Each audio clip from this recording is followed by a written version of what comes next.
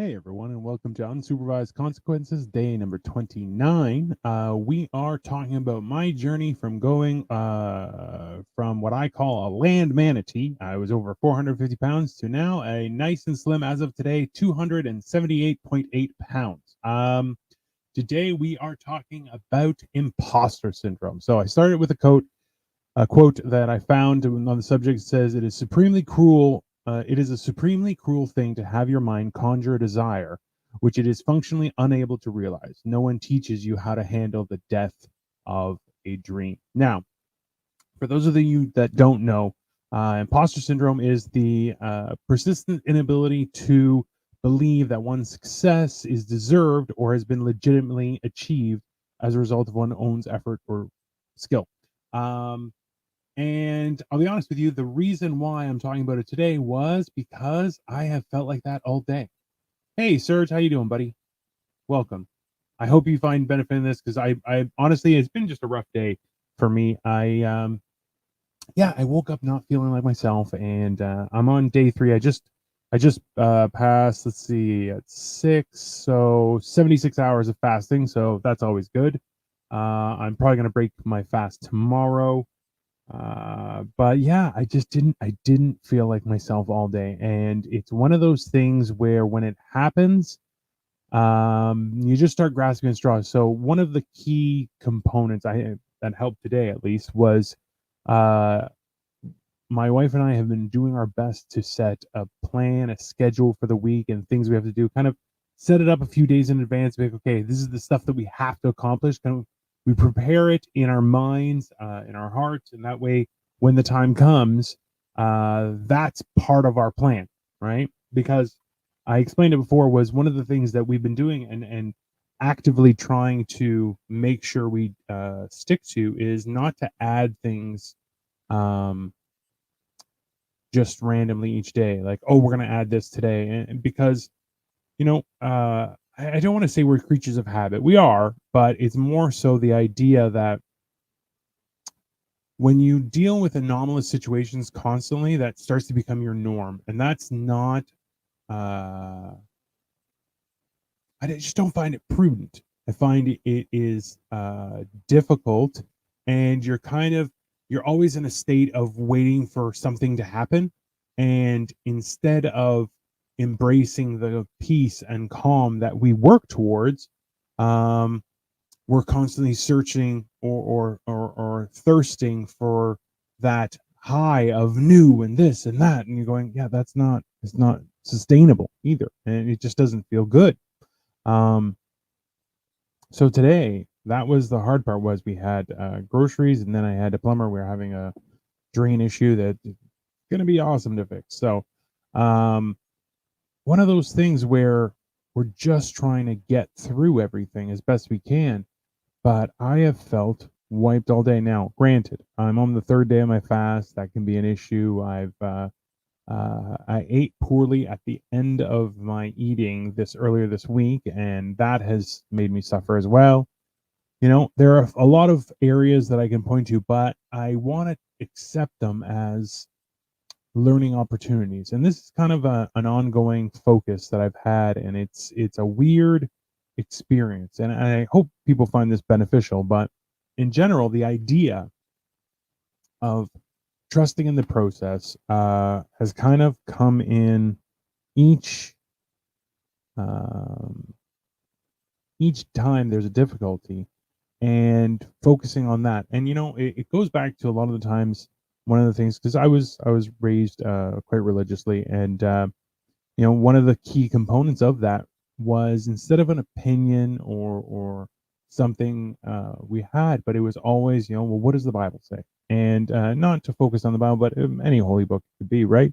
But the idea that, well, let's not rely on our uh, uh, mental prowess or our notion that we know best and we know what we're doing. Let's not do that. That's foolishness. Instead, well, what is our trusted process? What is the thing that we've integrated into our life? What is the system that we have in play that guides us through our things? Because the hard part, or the key to that discipline are those structured principles, and the time it takes for discipline to turn into our core principles is staggering. It takes forever, but it's a process, and we can fall off that process. We have to get back on and try and work, and all those things factor in. But that's the whole point of it all, right? So in this scenario where that idea of imposter syndrome kind of starts squeaking in, it's one of those things where I don't know how to deal with it, honestly.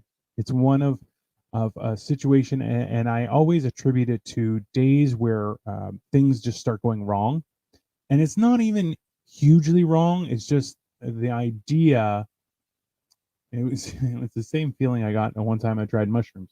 Was that I just felt like I should know the answer to a question, and I'm like, I can't think of it. I couldn't understand, and I'm like, I should know what to do, and I'm not, and I don't understand like that. It's everything's kind of frozen, and I'm like, I don't get it. I don't comprehend, and that's one of the things. So like, I remember when I was an associate working for two financial advisors, there were a couple times I came into the office and it just nothing was working right, um, and I was just like, I I I just can't. I can't do it today. And they're like, "Are you okay?" And I'm like, "No, I'm not okay. My brain is not working, and I'm." And one of the bad habits, and this happened today, was that I will overcompensate. And like what I suggested to my wife is like, "Oh, why don't we go for dinner? Why don't we do this? Why don't I break my fast early?" Da da da da da da da da da. In an effort to flip everything around, and that's exactly what you're not supposed to do. I every time that I've done that, I have felt like crap afterward.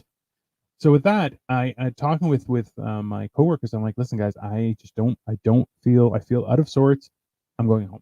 And I call my boss. I say, hey, listen, I just don't feel well. They're like, are you okay? I'm like, no, I'm not okay. I don't know what's wrong, but I just need to go home. I just did not. I can't deal. Later on, people would refer to it as like a mental health day. Sometimes you need, which is ugh, overdue, to be honest. But the idea was that I went home, and this is what I would do is I would go home, just go to sleep, just under the covers, just I need my brain to figure its business out. I've never mastered it, but so far, um, embracing the idea that we only have to live today once. Um, Tomorrow is a new day with new challenges and new opportunities. So embracing that fact, that idea, that principle has uh, kind of given me the ability to foolishly, but still, I will say that it's mine to have. Was that I would say, you know what, I'm not working today. It's not going to happen. And when I came back to the office the next day, I was rejuvenated tenfold. Now, one of the things my wife pointed out was that I didn't sleep well last night. I couldn't get to sleep, and then when I finally did, I woke up too early and just kind of sat there with my eyes closed, hoping that sleep would take me again, and it didn't. So, those kind of things too factor in, um, where we can't bear the burden of our own existence on our shoulders alone, but instead we just have to keep and persevering and knowing that it goes on. My Bendy ended up being a bank manager and became 3 times larger. That 100%. Listen, that is one of the huge things. Was I could never lose weight because of, and I don't know. It looks like he ate his wife. That's that also fair fitting, but like it was one of those things where people will say it's none of your business what other people think of you. Um, It's really not. It's your job is to do stuff. It is not to worry about other people's perception or any of that kind of stuff. And when I was a financial planner too, was I remember I had my gallbladder removed years ago, and up leading up to that, I was having issues in that I would have stones blocking the ductwork, and essentially your whole like I start sweating, I'm overheating, I'm in super amount of pain. And my boss comes up and goes, "Hey, are you okay?" I go, "No, man, I'm not." And he goes, "Is everything okay at home?" And I'm like, "Yeah, that's my sanctuary." I'm like, "Why? What are you talking?" He goes, do you need an ambulance or something?" I'm like, "No, man, I just need to get through my meeting and then I'm going home, and that's all. It's just time, right?" And it was so confusing that people would be like, "Oh, you should just go to the hospital right now." I'm like, "Yeah, I can't. I have things to do." And that's because I'm an idiot. That's really what it is, right? So realizing that, and you know, you sacrifice, and like he looks like his wife. Man, that was me for 40 years. I looked like I ate other people's wives. It's just like a kebab. But that was the hard part in everything, was realizing that nobody is going to do it for yourself, and the least thing that you should concern yourself with is um, a job. And I know how ridiculous that sounds. And people are like, "Well, I have to." And you're like, "No, you don't." In this uh, crazy planet, you're like, there are people who realize that. And it really does have a level of setting you free from those things, because every time that I've talked to somebody, like one of the songs that I love is 9 to 5 by Dolly Parton. Is a great song, specifically because when she sang it, I'm not sure if I'm assuming she wrote it, but because she's incredible. But the truth was that it was already a cold hard fact that that idea of working 9 to 5 is just uh, companies being like maybe lecherous, just they just feed off of you and take everything they possibly can. They have no interest in anything else. They don't care. And that perception really, or understanding, not even perception, but understanding of that information really does set you free. So I guess I'll leave it there. But the idea is that it's nobody's business to tell you who you are. And sometimes you just have to do what's right for yourself, which sounds selfish, but it's not to be applied to every situation. It's applied to things like your health, your mental state, your emotional comfort. It's not meant to be used in a fashion like, "Oh well, I'm just going to do whatever I want, and the hell with the consequences." That's not what I'm talking about. What I'm talking about is making sure that you be mindful of your own state of existence, so that you can mm, maintain and persevere to be the person that, or uh, achieve the thing that you are striving to do. So I think that's it. I have been Dino the Genetic Marvel. Please like, share, subscribe. Follow me on all the social media.